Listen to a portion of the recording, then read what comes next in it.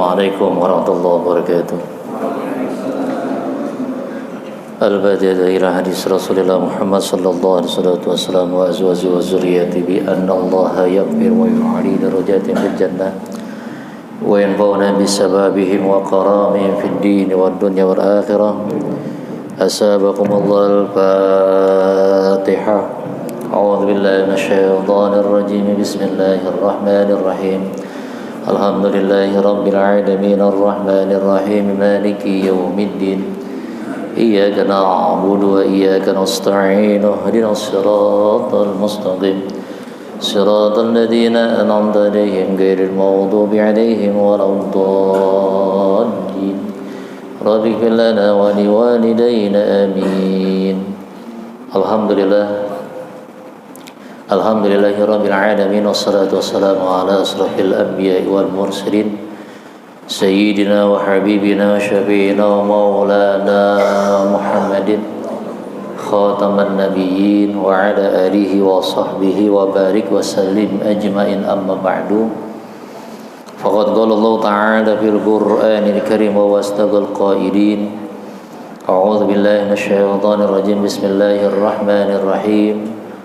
وما كان المؤمنون لينفروا كافة فلولا نفر منهم فرقة طائفة ليتفقهوا في الدين ولينذروا قومهم إذا رجعوا إليهم لعلهم يهتدون.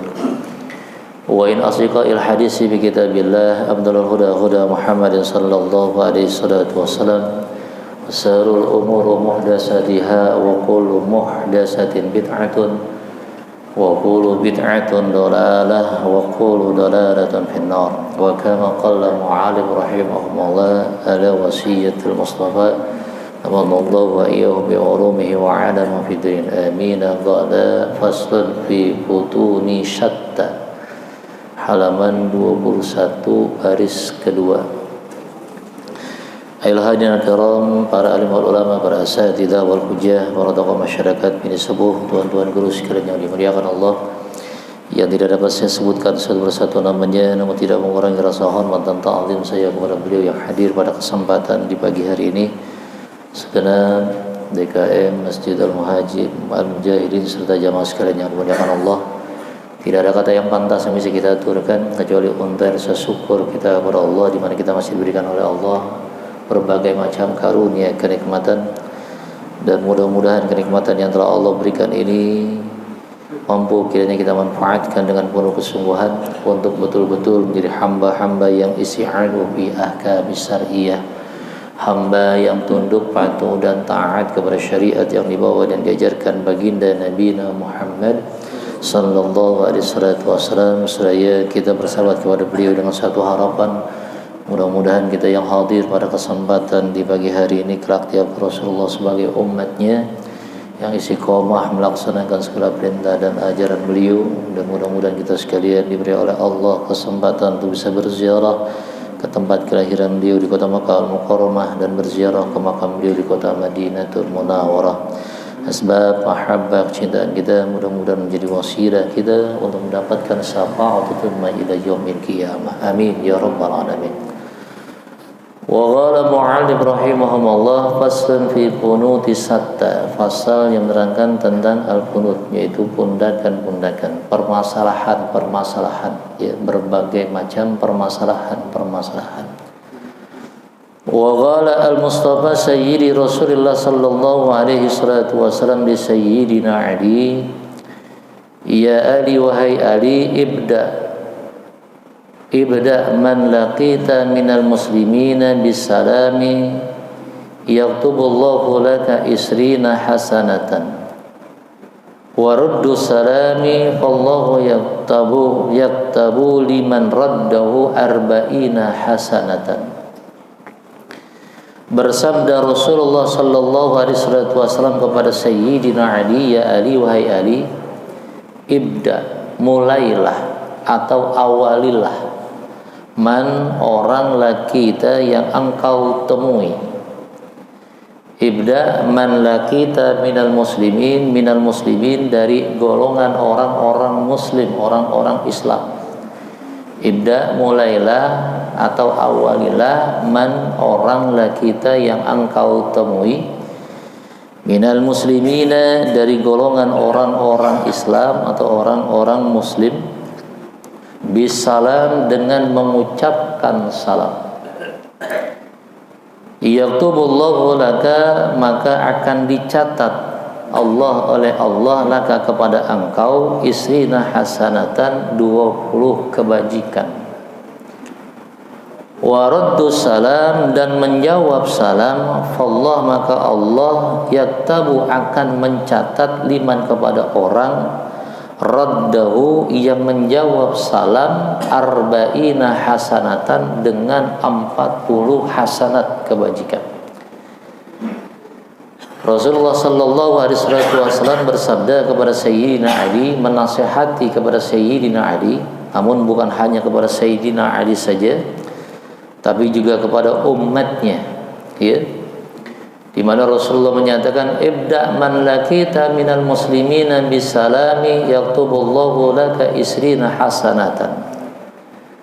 Awalilah ketika engkau bertemu dengan manusia, terutama yang manusia ini disebut minal muslimin, dari golongan orang-orang yang muslim, orang-orang Islam. Disebut muslim itu kalau seseorang mengucapkan, mengikrarkan 2 kalimat syahadat, ya, asyhadu an la ilaha illallah wa asyhadu anna muhammadar rasulullah, maka disebut sebagai seorang muslim, orang Islam atau orang muslim, ya. Nah, ini belum melaksanakan apa-apa, baru hanya mengikrarkan, menyaksikan, bersaksi bahwa Allah sebagai Tuhannya, Rasulullah Muhammad sebagai utusannya dan sebagai hambanya.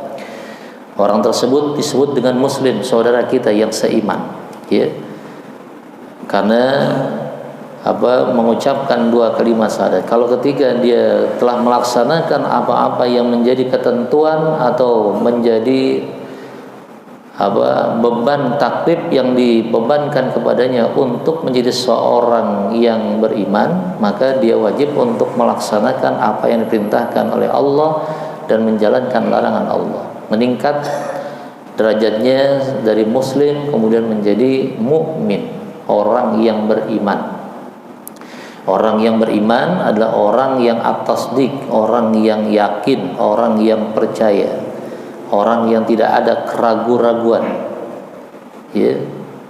Ma jaa bihin nabi, apa-apa yang dibawa oleh Nabi, oleh Rasulullah, ya. Semua perintah-perintah Allah itu datangnya dari Nabi. Masarahallahu bilisanin nabiyyi minal ahkam, ya, dari lisan baginda Nabi dikeluarkanlah atau disampaikanlah hukum-hukum Allah Subhanahu wa taala. Orang yang beriman, tingkatan dari muslim kemudian mukmin, beriman, ya. Nah, kalau seandainya kita bertemu dengan orang-orang muslim bukan orang yang beriman, muslim saja didahulukan dengan kita mengucapkan salam, apalagi dengan orang yang beriman. Dimanapun kita bertemu, bukan hanya kita bertamu, ya, dimanapun kita bertemu, ketika kita bersua dengan saudara kita yang seiman atau yang semuslim, maka ucapkanlah, dahulilah ucapan itu dengan mengucapkan salam. Karena yaktubullah laka, Allah akan mencatat bagimu, ya, atau kepadamu, itu kepada orang yang mengucapkan salam, dengan ganjaran 20 hasanat, 20 kebajikan. Mengucapkan salam mendapatkan kebajikan, mendapatkan ganjaran dari Allah dengan 20 hasanat kebajikan. Kenapa? Karena mengucapkan salam itu hukumnya sunnah, ya, hukumnya sunnah. Waraddu salam, dan menjawab salam akan diganjar oleh Allah. Fallahu yaktabu liman raddahu arba'ina hasanat, dengan ganjaran 40 kebajikan. Kenapa kok lebih besar orang yang menjawab salam ketimbang orang yang mengucapkan salam? Karena orang yang menjawab salam adalah wajib hukumnya, ya, wajib hukumnya menjawab salam. Sementara mengucapkan salam itu adalah sunnah, Nah, tinggal kita mau milih mana tuh. Apakah kita memilih untuk menjawabnya atau kita memilih untuk mengucapkannya. Kemudian paling baik, paling afdal kita mengucapkan lebih dahulu, ya. Kenapa? Karena salam itu adalah ucapan yang sangat mulia. Tidak ada lagi ucapan yang sangat mulia kecuali salam. Karena di dalam salam itu ada doa kita kepada orang lain. Nah, kita mengucapkan assalamualaikum, ya, salam penghormatan kepada engkau, kepada kalian. Pakainya waalaikum, waalaikumsalam. Kemudian kita mengucapkan dengan kalimat waalaikumsalam, dan kembali kesejahteraan itu untuk engkau. Nah, saudara, salam ini sebenarnya bukan ucapan yang memang dasarnya dari awal adanya di zaman Rasulullah, bukan. Salam ini sudah ada dari zaman sebelum zaman Nabi. Ya, sebelum zaman Nabi sudah ada. Dari semenjak diciptakannya Nabi Allah Adam alaihissalatu wassalam itu sudah ada salam. Karena Allah perintahkan kepada Nabi Allah Adam alaihissalatu wassalam ketika beliau diciptakan, Allah perintahkan untuk mendatangi para malaikat dan memberikan salam kepada malaikat. Ya, datanglah kalian kepada para malaikat, kemudian ucapkanlah salam dan dengarlah apa yang dijawab oleh para malaikat untuk engkau dan untuk seluruh generasi atau keturunanmu. Maka datanglah Nabi Allah Adam alaihissalatu wassalam kepada malaikat, kemudian mengucapkan assalamualaikum. Ketika Nabi Adam mengucapkan kalimat assalamualaikum, maka para malaikat pun mengucapkan assalamu alayka rahimakumullah. Ya, assalamu alayka rahimakumullah. Dan salam kemuliaan bagi engkau serta rahman kasih sayang Allah kepada dirimu. Nah, ini dari sini Nabi Adam hanya mengucapkan salam penghormatan, tapi ditambah oleh malaikat dengan kalimat rahimahumullah, rahimahumullah, dan juga kepada engkau dan seluruh generasimu. Artinya pengucapan salam itu harus dilebihkan. Maka kalau di Al-Quran disebutkan fa idza khuditum bi tahiyyatin fahayyu bi ahsana minha aw rudduha, ya. Fa idza khuyitum bi tahiyyatin, maka tatkala engkau dihormati dengan penghormatan, fa ahsana minha, ya. Fa idza khuyitum bi tahiyyatin fahayyu bi ahsanata, maka berikanlah penghormatan yang lebih baik, lebih bagus, atau setidaknya sama, ya, selevel, sederajat dengan penghormatan yang diberikan orang lain kepada kita. Inilah kemudian mengucapkan salam itu menjadi sunnah, kemudian menjawabnya menjadi wajib, dan menjawabnya dilebihkan itu lebih afdal, lebih utama. Ya, makanya orang yang menjawab salam itu mendapat ganjaran 40 hasanat kebajikan. Nah, saudara, hanya tidak dipopulerkan salam itu oleh para nabi-nabi terdahulu, barulah dipopulerkan di zaman Rasulullah Muhammad sallallahu alaihi wasallam ucapan salam, ya. Karena mungkin ini memang sudah ketentuan Allah Subhanahu wa taala. Siapakah orang yang pertama kali di zaman Nabi yang mengucapkan salam? Jadi kita terkadang cuma tahu ucapan salam itu dari Nabi. Nyatanya ucapan salam itu ada sejarahnya, saudara. Ya. Yang pertama kali mengucapkan salam itu adalah sahabat Rasulullah, yaitu Abu Dzar Al-Ghifari. Abu Dzar Al-Ghifari ini bukan orang Mekah, ya. Beliau adalah tinggalnya di perbatasan antara Mekah dengan negeri Sam. Ada di tengah-tengah. Jadi kalau orang-orang kafir Quraisy, orang-orang Quraisy hendak berdagang ke negeri Sam, itu akan singgah di satu tempat, satu kota namanya Al-Ghifari. Al-Ghifari. Nah, di situ ada seorang manusia yang menjadi sahabat Rasulullah, namanya Abu Dzar Al-Ghifari. Nama aslinya adalah Jundun bin Janabah bin Sakun bin Sofyan Al-Ghifari, ya. Beliau Di situ di daerah Al-Ghifari seluruh penduduknya menyembah berhala. Hanya Al-Ghifari saja tidak menyembah berhala. Lebih asik dirinya mengkaji kitab-kitab samawi, kitab yang dibawa oleh para nabi terdahulu, nabi dan rasul terdahulu. Ya, kitab Zabur, kitab Taurat, kemudian kitab Injil, suhuf para nabi dan para rasul. Beliau asik mempelajari, asik untuk meneliti tentang keberadaan nabi terakhir yang diutus oleh Allah Subhanahu wa taala sebagai khataman nabiyyin. Dan beliau mendengar kabar bahwa di kota Makkah telah lahir, telah diikrarkan seorang nabi yang terakhir yang bernama Rasulullah Muhammad. Dan beliau pun meneliti di situ bahwa ketika awal-awal pertama Rasulullah menyebarkan Islam, Rasulullah dibuli, Rasulullah disakiti, Rasulullah dizalimi oleh para umatnya yang ada di kota Makkah. Maka saat itulah beliau pengen bertemu dengan Rasulullah, hanya takut, ya, takut kalau karena beliau belum tahu tuh bagaimana wajah baginda Nabi.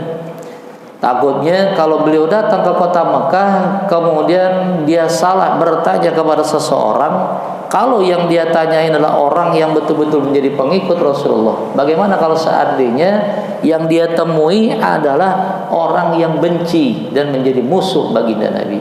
Kemungkinan dia tidak akan bertemu dengan Nabi.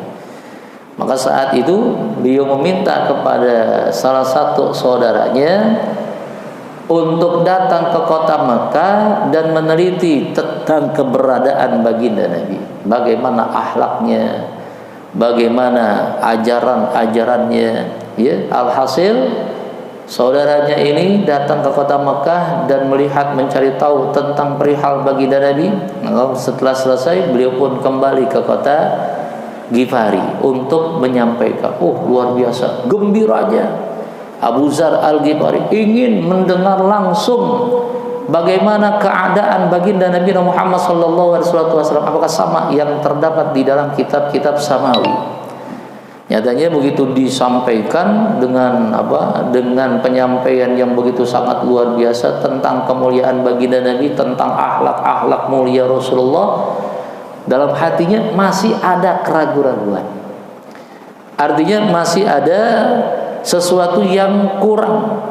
Maka makin timbul rasa rindunya kepada baginda Rasulullah Muhammad SAW. Akhirnya beliau memutuskan dirinya untuk datang ke kota Makkah.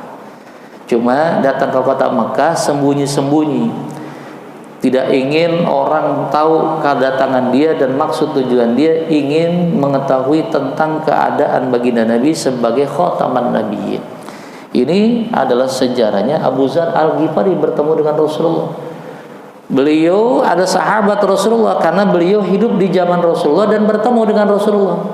Ya, ada sahabat Rasulullah yang hidup bersama dengan Rasulullah, artinya sejaman dengan Nabi tapi tidak bertemu dengan Nabi. Ketika beliau berusaha karena kerinduannya ingin bertemu dengan Nabi di Madinah, tapi beliau tidak menemukan Rasulullah. Ya, ada sahabat Rasulullah. Nah, Al-Ghifari ini begitu sampai di kota Makkah, beliau tidak langsung bertemu dengan Rasulullah. Beliau pun berhati-hati untuk bertanya kepada penduduk kota Makkah. Makanya beliau berdiam di sekitar Baitullahil Haram, tidur di situ. Ya, kemudian pokoknya beraktivitas di situ sampai sekian lama. Kemudian beliau melihat ada seorang sahabat Nabi yang bernama Sayyidina Ali. Kemudian Sayyidina Ali pun memperhatikan dirinya, dan saat itulah Sayyidina Ali bertanya, "Apa tujuan engkau?" Kemudian beliau menyatakan, "Aku punya tujuan, tapi tolong jangan diberitahu orang lain. Tujuanku tiada lain adalah ingin mengetahui apa dan siapa Rasulullah Muhammad. Apakah sama apa-apa yang terdapat di dalam kitab-kitab samawi dengan kenyataan yang berlaku yang ada pada dirinya?" Maka ketika diceritakan oleh Sayyidina Ali, makin timbul mahabbah, kecintaan kepada baginda Rasulullah Muhammad SAW. Dan ketika dia sudah tidak lagi mampu untuk menahan rasa rindunya, maka dia pun bertemu dengan Rasulullah. Saat bertemu dengan Rasulullah, beliau mengucapkan salam, Assalamualaikum. Kemudian Rasulullah menyatakan, Waalaikumsalam warahmatullahi wabarakatuh. Itulah orang yang pertama mengucapkan salam, dan semenjak itulah salam menjadi satu pengikat hubungan ukhuwatul Islamiyah. Ya, ini kita tahunya cuma salam itu cuma kalimat Assalamualaikum saja. Siapa yang pertama kali mempopulerkan salam? Karena salam itu adalah kalimat yang mulia yang memang sudah ada dari semenjak zaman Nabi Allah Adam alaihi salatu wassalam. Ya, makanya dipopulerkannya di zaman Rasulullah hingga sampai sekarang ini. Dan tidak ada ucapan salam yang lebih mulia dibandingkan Assalamualaikum, dan jawabannya Waalaikumsalam warahmatullahi wabarakatuh. Tidak ada yang lebih mulia. Orang-orang kafir dari orang-orang misalnya Yahudi itu pengen meniru Islam. Kan mereka menganggap bahwa salam itu memang dasarnya dari Nabi Adam ketika diperintahkan oleh Allah untuk bertemu dengan para malaikat. Maka mereka pun membuat salam dengan kalimat salam, salam. Kata sama gitu, ya. Padahal apa ada maknanya salam, salam, betul kan? Kalau salam kan jelas Assalamualaikum, salam kesejahteraan kepada kalian, ya. Kita jawabnya Waalaikumsalam warahmatullahi wabarakatuh. Itu adalah kalimat yang sangat indah, ucapan yang sangat mulia, yang tidak ada lagi ucapan selain itu. Ada nggak di antara kaum yang lain selain Islam ada ucapan yang lebih mulia? Nggak ada, saudara. Makanya umat-umat yang lain atau para penganut agama yang lain begitu iri dengan salam yang dimiliki oleh umat baginda Nabi Muhammad sallallahu alaihi wasallam. Ini salam juga, saudara, bisa mencegah kita dari godaan syaitan. Maka kalau kita salam, misalnya masuk ke dalam rumah, ucapkanlah salam. Ya, ucapkanlah salam. Ada orang ataupun tidak ada orang, ucapkan salam. Karena bahkan pada hakikatnya dalam beberapa riwayat disebutkan orang yang masuk ke dalam rumah kemudian dia mengucapkan salam, maka syaitan tidak akan mungkin masuk ke dalam rumah. Dia akan berada di luar rumah kalau kita mengucapkan salam. Ada orang ataupun tidak ada orang dalam rumah, ucapin salam. Termasuk juga kalau seandainya kita masuk ke dalam kamar pun disunnahkan membaca salam. Karena di dalam rumah itu ada syaitan namanya dasim, saudara. Ya. Dasim itu syaitan yang memang ada di dalam rumah. Di sini ada namanya dasim. Hah? Ada, insyaallah. Ya, itu dasim itu syaitan yang ada di dalam rumah. Kalau seandainya kita masuk ke dalam rumah kita tidak mengucapkan salam, maka dasim itu melakukan apa yang kita lakukan, aktivitas yang kita lakukan di dalam rumah, dia pun ikut melakukannya. Sampai-sampai kalau kita misalnya berhubungan dengan istri kita, mereka pun akan ikut mengambil bagian. Kan luar biasa tuh, ya. Makanya ucapkan salam, baik masuk ke dalam rumah ataupun masuk ke dalam kamar kita, ucapkan salam. Ada orang ataupun tidak ada orang. Ini karena kehebatan, kemuliaan salam, kemuliaan kalimat salam yang memang kalimat ini luar biasa yang diberikan oleh Allah. Maka salam ini pun dikhususkan oleh Allah kepada umat baginda Nabi Muhammad sallallahu alaihi wasallam. Wa qala al-Mustafa sayyidi Rasulullah Muhammad sallallahu alaihi wasallam li sayyidina Ali, ya Ali, wahai Ali, iyyaka wal ghadaba fa innahu minasyaitani wa huwa aqdaru ma yakunu 'alaika fi halatil ghadabi. Ya Ali, wahai Ali, iyyaka, berhati-hatilah engkau. Iyyaka juga ada maknanya waspada. Ya, kalau dalam Al-Quran iyyaka na'budun wa iyyaka nasta'in, aku memohon perlindungan. Itu maknanya karena kewaspadaan, ya. Iyyaka, waspadalah atau berhati-hatilah atau takutlah. Ada maknanya banyak. Iyyaka. Wal ghadab, wa bermakna bil, ya. Wal ghadab, dengan sifat-sifat marah. Sifat-sifat marah, kita harus waspada terhadap sifat marah. Fa innahu, karena sesungguhnya marah itu minasyaitan, asal muasal dari syaitan. Wa huwa, dan syaitan itu aqdaru ma yakunu alaika, mampu menguasai apa-apa yang ada alaika atas dirimu, fi halatil ghadab, tatkala engkau dalam keadaan marah. Marah itu adalah asal muasal dari syaitan, ya, marah. Dan syaitan itu aqdaru, mampu menguasai ma yakunu alaika, apa-apa yang ada alaika atas dirimu, fi halatil ghadab, ketika engkau dalam keadaan marah.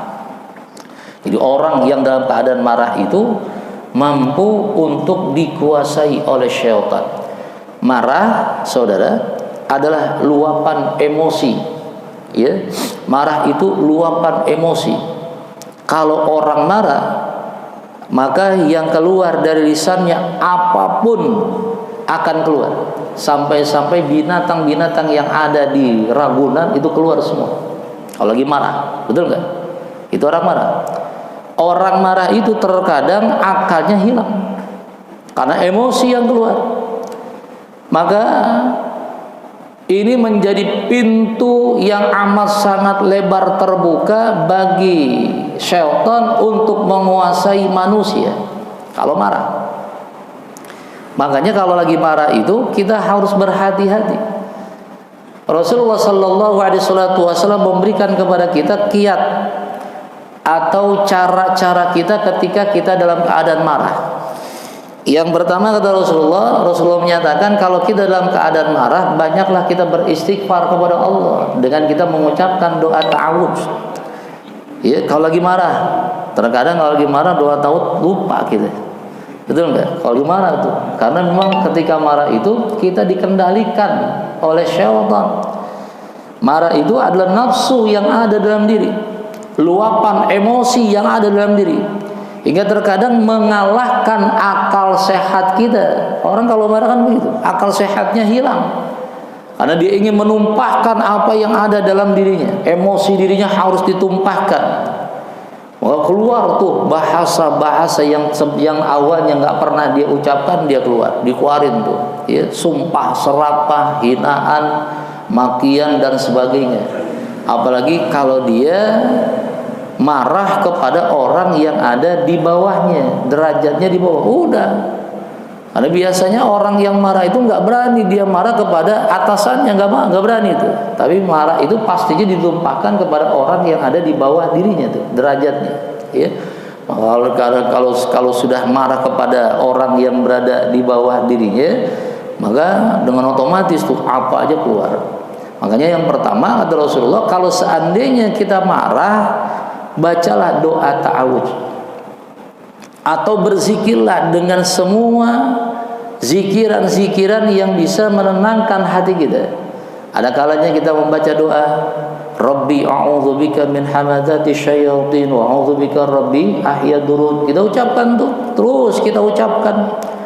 Atau kita beristighfar, astaghfirullahaladzim, sambil kita menarik nafas, ya. Astaghfirullahaladzim, pelan-pelan.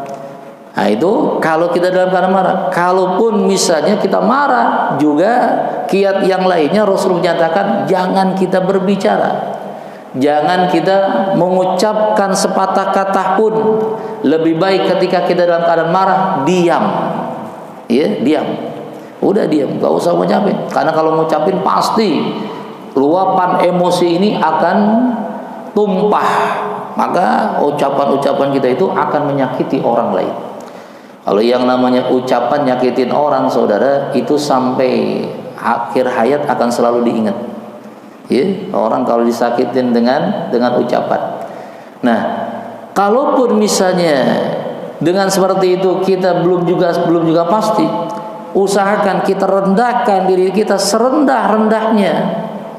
Kalau ketika kita marah dalam keadaan berdiri, usahakan kita duduk, gitu. Ya, lagi marah nih, berdiri lagi marah. Usahakan duduk, rendahkan diri kita. Kalaupun misalnya duduk belum juga sempat, belum bisa juga, maka berbaringlah. Ini diperintahkan oleh Rasulullah, berbaring kalau dalam keadaan marah. Ya, ya kalau berbaring apa mungkin marah? Kan nggak mungkin. Artinya ditekan sedemikian mungkin untuk tidak kita mengeforiakan marah. Kalaupun misalnya nggak juga, maka pergilah untuk mengambil air wudhu, ambil wudhu. Karena marah itu kan asal muasalnya dari syaitan. Syaitan itu diciptakan oleh Allah dari api. Dengan air mungkin bisa meredamkan rasa amarah, meredamkan sifat-sifat api. Kalau dengan wudhu nggak bisa, mandi sekalian. Ya. Nah, ini kiat-kiat yang diberikan oleh Rasulullah kepada umatnya ketika dalam keadaan marah. Karena marah itu adalah pintu yang terbuka lebar untuk masuknya syaitan menguasai kita. Kalau sudah dikuasai oleh syaitan, maka akal tidak akan berfungsi, saudara. Ya, yang berfungsi adalah hawa nafsu kita. Kita kan bisa menjadi mulia karena akal. Tapi kalau akal sudah tidak berfungsi, maka yang akan terjadi apa? Nafsu amarah. Kita melampiaskan amarah kita dengan mencaci, memaki, maka semua amal kita akan binasa. Lantaran dengan asbab kita memfitnah, mengguncing ataupun ya ngatain orang, ya benci kepada manusia, ataupun juga kita membuka aib-aib orang, atau kita misalnya apa yang sudah kita berikan kita omongin, kan begitu. Itu orang marah tuh. Jadi semua apa kebaikan-kebaikan yang kita bicarakan, kejelekan orang-orang yang kita benci dengan marah kita, itu akan kita block up pada saat itu. Itu berarti amal-amal kita akan binasa karena marah. Lantaran memang marah itu adalah berasal dari syaitan, dan syaitan tidak ingin manusia itu tetap dalam keadaan baik atau dalam keadaan lurus di jalan Allah Subhanahu wa taala. Makanya hati-hati dengan marah. Kalau kita marah, banyaklah kita beristighfar kepada Allah atau membaca doa tawud, a'udzubillahi minasyaitonirrajim, bismillahirrahmanirrahim. Atau juga kita berdoa, Rabbi inni zalamtu nafsi faghfirli fa innahu la yaghfiru dzunuba illa anta. Atau kita membaca memohon pada Allah perlindungan, ya. Rabbi a'udzubika min hamazati syayatin wa a'udzubika rabbi ayyadurun. Atau kita beristighfar, astaghfirullahal azim. Begitu. Jangan kita biarkan marah itu tetap bersemayam di dalam sanubari kita hingga membuat akal kita tidak berfungsi. Ya. Wa qala sayyidil Mustafa Rasulullah Muhammad sallallahu alaihi salatu wasallam li sayyidina Ali, ya Ali wa iyyaka wa da'watul mazlum. Wa iyyaka wa da'watul mazlum fa innallaha yastajibu lahu wa in kana kafiran fa alaihi kufruhu. Wa iyyaka, hendaklah engkau waspada atau takutlah engkau, dakwatul mazlum, dengan doa orang-orang yang terzalimi. Dakwatul mazlum, doanya orang-orang yang terzalimi. Fa innallaha, karena sesungguhnya Allah Subhanahu wa taala yastajibu, istajaba yastajibu, mengabulkan, ya, mengabulkan lahu doa orang-orang yang zalim, orang-orang yang terzalimi. Jadi kalau kita menzalimi orang, kemudian orang yang terzalimi oleh kita berdoa kepada Allah, pasti itu doa diijabah oleh Allah Subhanahu wa taala. Wa in kana kafiran, meskipun orang yang kita zalimi itu adalah orang kafir. Fa'alaihi kubruhu, fa'alaihi, dan bagi dirinya kekufuran. Artinya masalah kafir urusan dia. Tapi masalah zalim, kita zalim kepada siapapun, kagak memandang apakah dia kafir ataupun muslim. Inilah Islam nih. Islam agama yang sangat luar biasa. Kagak boleh kita menzalimi. Jangankan kita menzalimi saudara kita yang seiman dan seakidah, kita menzalimi orang kafir pun kagak boleh, saudara. Gak boleh. Ini Islam. Makanya satu pertanyaan besar kalau seandainya Islam itu dianggap sebagai agama teroris, betul gak? Iya kan? Ya kita mendolimi orang kafir saja nggak boleh, apalagi orang Islam. Bagaimana kalau seandainya Islam dianggap sebagai agama teroris? Agama teroris itu kan kelompok yang mendolimi, kelompok yang yang sadis, ya. Gambaran kita yang namanya teroris itu ada satu kelompok yang selalu berbuat kerusakan, berbuat ya kezaliman, kan begitu, betul nggak? Nggak mungkin. Orang dalam Islam itu jelas-jelas kok. Jangankan kita menzalimi orang, ya. Di dalam kajian-kajian ilmu tasawuf, kalau seandainya di pagi hari saja kita keluar rumah dengan membawa sampah dari dalam rumah kita, keluar rumah dengan niat biar bau, tetangga kita mencium baunya, itu amal kita dihapus oleh Allah. Baru cuman hanya bau sampah, kan kayaknya sepele itu, betul? Kita sering kan? Rumah kita berdempetan nih, dia dengan tetangga. Kemudian kita mengeluarkan sampah dari rumah kita di pagi hari, kan biasanya di pagi hari kita keluarin sampah tuh, betul kan? Iya kan? Kita keluarin sampah. Nah, ketika kita mengeluarkan sampah, aroma bau busuk sampah itu tercium oleh tetangga kita. Itu amal kita diambil oleh Allah, diberikan kepada tetangga kita, saudara. Saking seperti itunya kita harus menjaga keberadaan orang. Jangan sampai kita menzalimi orang. Itu sama aja kita menzalimi orang tuh. Hingga orang di samping kita, tetangga kita merasakan bau yang gak sedap. Oh, pagi-pagi kok bau begini? Ada apa nih bau nih? Dari mana nih bau? Kan begitu. Gak nyaman perasaannya. Terzalimilah. Kalau dia mengangkat tangan berdoa kepada Allah, hati-hati saudara. Karena yastajibu lahu, Allah akan mengijabah doa orang yang dizalimi. In kana kafiran, meskipun dia sebagai orang kafir. Orang kafir. Makanya kalau sekarang ini mata dunia udah bisa melihat kebenaran Islam, akhlak Islam dengan asbab pejuang-pejuang Palestina. Ya. Ini pejuang Palestina memperlihatkan akhlak yang mulia di dalam perang. Perang ini, saudara, adalah syariat. Perang ini syariat. Bukannya asal sembarangan perang. Perang ini syariat. Dalam Al-Quran disebutkan, wajahidu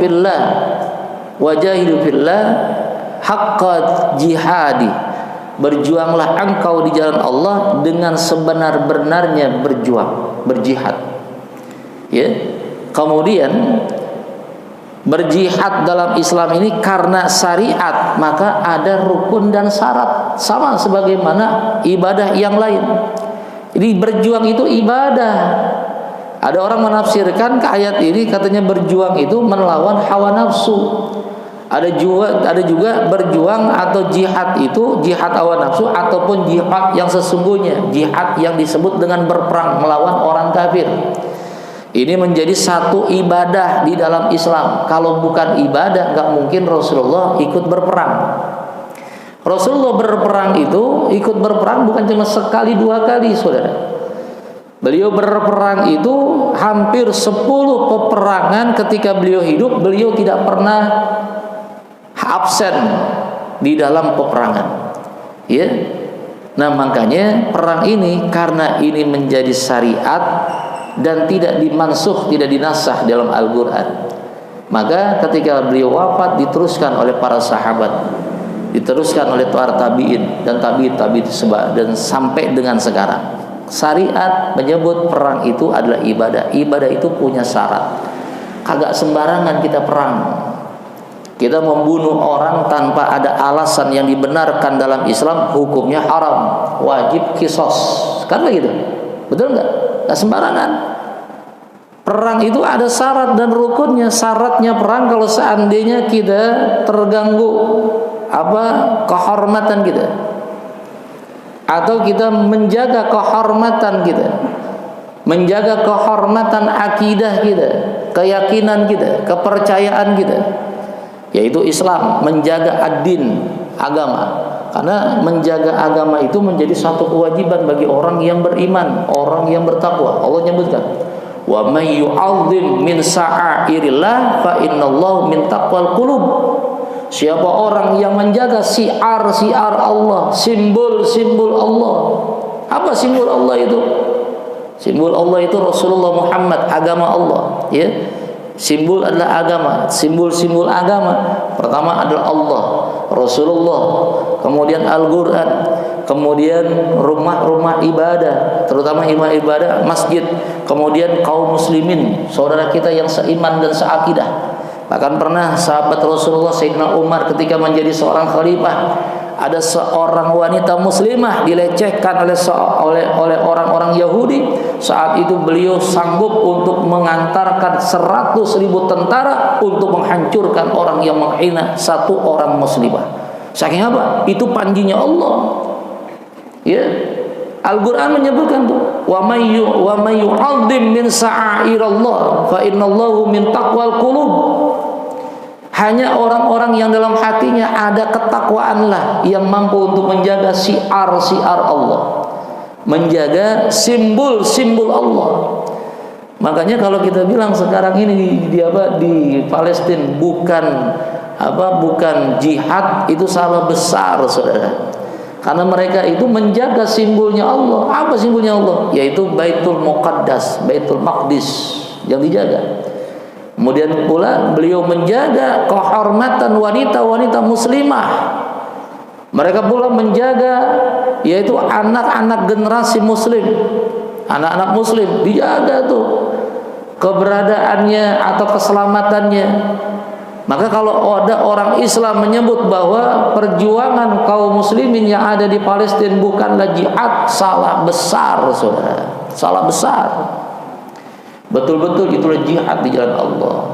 Maka mereka berjihad, kalau kita lihat jihad mereka itu sesuai dengan syariat.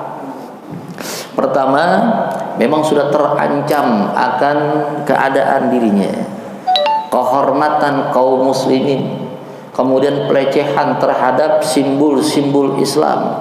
Maka disitulah syarat itu sudah terpenuhi untuk mengangkat senjata berperang atau berjihad. Ya, itu udah syarat tuh. Sementara nanti di dalam perperangan ada rukunnya, bahwa sesungguhnya perang itu bukanlah untuk melampiaskan hawa nafsu untuk membunuh, bukan. Tapi berperang betul-betul untuk meninggikan kalimat Allah, memerangi orang-orang yang memerangi Allah.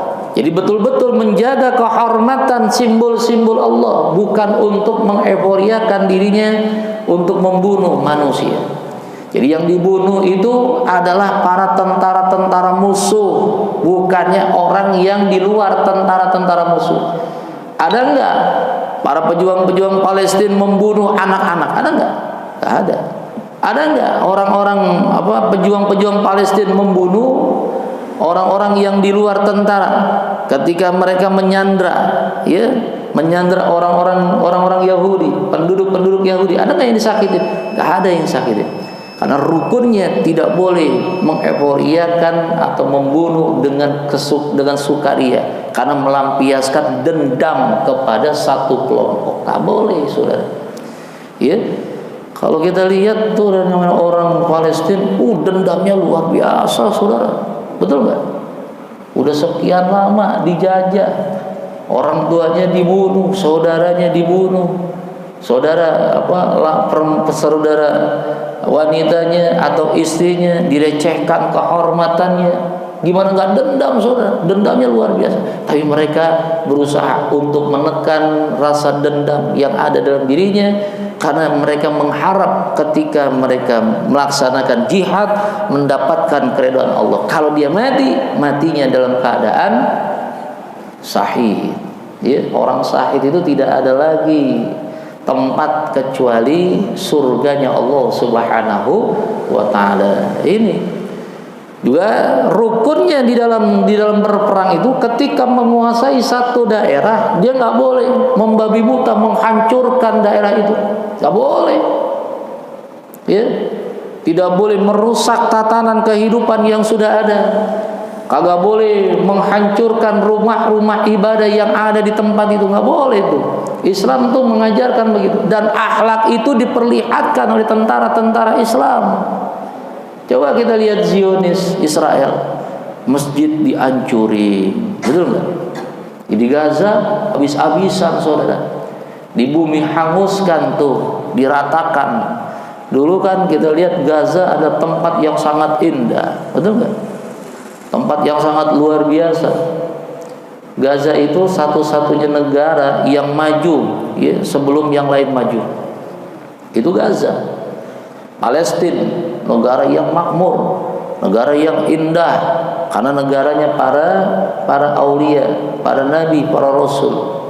Tapi dihancurkan sedemikian hebatnya oleh Zionis. Nah sekarang orang lihat, mata dunia melihat tentang keindahan akhlak yang ditampilkan oleh para pejuang-pejuang Islam. Karena akhlak itulah saudara. Jadi kalau seandainya kita lihat, Islam itu bukan agama teroris. Dari sinilah kemudian timbul pernyataan-pernyataan orientalis terhadap keberadaan Islam sebagai agama teroris, sudah mulai itu tersingkirkan. Betul gak? Udah mulai itu, udah mulai terhapuskan tuh, karena adanya peristiwa ini. Sebelum ada peristiwa ini, Islam masih disematkan sebagai agama teroris. Mereka nggak percaya dengan apa yang dilakukan baginda Nabi, karena memang mereka berusaha untuk mengelabuhi syariat Rasulullah dan menampilkan tentang kejelekan-kejelekan Islam di mata dunia, hingga dunia menganggap Islam itu sebagai agama yang sadis. Padahal Islam adalah agama yang menjaga hak-hak manusia. Kagak boleh kita menzalimi. Ya, menzalimi orang nggak boleh kita, haram hukumnya. Sampai-sampai Rasulullah menyatakan begitu tuh, kalau seandainya kita menzalimi, maka doanya itu mustajabah. Orang yang dizalimi itu kalau berdoa kepada Allah nggak akan ditolak oleh Allah. Apalagi kalau seandainya dia menyebut dengan meneteskan air mata kepada Allah, aku dizalimi ya Allah dengan fulan oleh fulan bin fulan ya Allah, aku nggak redha ya Allah. Kagak redhonya itu orang saudara, itu akan menghalangi kita untuk mendapatkan rahmat Allah, mendapatkan ridha Allah Subhanahu wa taala. Karena yang namanya menyakiti orang itu lebih besar dosanya ketimbang kita berbuat maksiat kepada Allah. Kalau kita berbuat maksiat kepada Allah gampang, ya. Kita memohon ampun kepada Allah, bertobat dengan tobatan nasuha, dengan syarat 3 syarat yang harus terpenuhi. Sementara kalau kita berbuat zalim kepada manusia, kita minta ampun, kita minta maaf kepada manusia, enggak cukup dengan 3 syarat, ditambah dengan 1 syarat menjadi 4 syarat. Berarti menzalimi orang itu lebih besar dosanya ketimbang kita berdosa dengan Allah. Kalau belum sempat kita untuk minta maaf nih kepada orang yang kita zalimin, kemudian kita mati saudara, aduh luar biasa udah. Di alam akhirat dosa-dosa kita kemungkinan besar akan bertambah lantaran kita menzalimi orang. Orang yang dizalimi itu akan ngadu sama Allah, akan minta keadilan kepada Allah. Maka nggak ada lagi yang bisa kita berikan kecuali yang kita berikan ada pahala kita. Kalau pahala kita sudah habis, masih ada orang yang dizalimi dan minta keadilan sama Allah, apa yang terjadi? Dosa orang yang kita zalimi akan diberikan kepada kita, saudara. Ini kan dahsyat, ya. Maka jangan sampai kita menzalimi orang. Jauhin dah perbuatan zalim, jauhin. Ya, jauhin. Banyaklah kita berbuat baik kepada manusia. Jangan juga kita berprasangka buruk kepada manusia. Ya, zalim pada manusia itu bukan hanya yang tampak saja. Ngomongin orang juga zalim, saudara. Betul nggak? Ya. Kita ngomongin orang yang kagak tahu kalau memang itu benar perbuatannya disebut dengan apa? Bukannya fitnah, tapi ghibah. Ghibah dengan fitnah beda. tapi sama-sama dosanya. Kalau fitnah, kita menuduh seseorang yang orang itu nggak ngerjain, itu namanya fitnah. Tapi kalau kita ngomongin kejelekan orang dan orang itu tidak melakukan kejelekan itu, namanya ghibah. Sama-sama dosanya, saudara. Lah kan betul tuh dia begitu. Apa salah saya? Orang saya cuma ngasih tahu, orangnya kagak ada, kita ngomongin, nggak ada benernya, saudara. Betul gak? Lebih baik banyak diem dah. Gak usah kita ngomongin kesalahan orang, kejelekan orang. Kita lihat ibda bin nafsik, ya. Kita koreksi diri kita. Diri kita udah bener belum? Jangan kita menganggap diri kita paling benar kemudian kita nyalahin orang atau kita memblok up, ya, kesalahan, kejelekan orang, perbuatan dosa yang orang kerjakan kita kasih tahu oleh orang lain. Jangan. Itu namanya zalim meskipun kagak kelihatan, ya. Lebih baik banyaklah kita berbuat kebajikan kepada orang-orang yang ada sekitar kita. Baik. Wa yaminul fajrah, sumpah palsu, ya. Baik. Minggu yang akan datang, ya, waktunya sudah habis. Baik, ada yang tanya? Cukup? Mudah-mudahan manfaat, ya. Bismillahil Fatihah. A'udzubillahi minasyaitonir rajim. Bismillahirrahmanirrahim. Alhamdulillahirabbil alamin arrahmanir rahim maliki yaumiddin. Iyyaka na'budu wa iyyaka nasta'in. Ihdinas siratal mustaqim. Siratal ladzina Bismillahirrahmanirrahim. Ya Rabbana tarafna bi annana tarafna wa annana asrafna al-arda asrafna wa tub alaina tawbah tadshila kull hawba wasghfir lana al-awrati wa aminir rawati waghfir liwalidina rabbi wa mauludina wal ali wal ikhwani wa sairil khillani وكل ذي محبة أو زيرة أو صحبة والمسلمين أجمع آمين ربي يسمع فضلا وجود منا لا باكتساب منا بالمصطفى الرسول نرضى بكل سول صلى وسلم ربي عليه أدى الحب وآله وصحبه إلى تضص الصحب والحمد لله في البدء والتناهي وصلى الله على سيدنا محمد النبي الأمي وعلى آله وصحبه وبارك وسلم سبحان ربك رب العزة عما يصفون وسلام على المرسلين والحمد لله رب العالمين والآمنكم السلام عليكم ورحمة الله وبركاته. Terima kasih sudah berkunjung di channel ini. Jangan lupa untuk like, komen, dan subscribe agar tidak ketinggalan pada video-video menarik lainnya.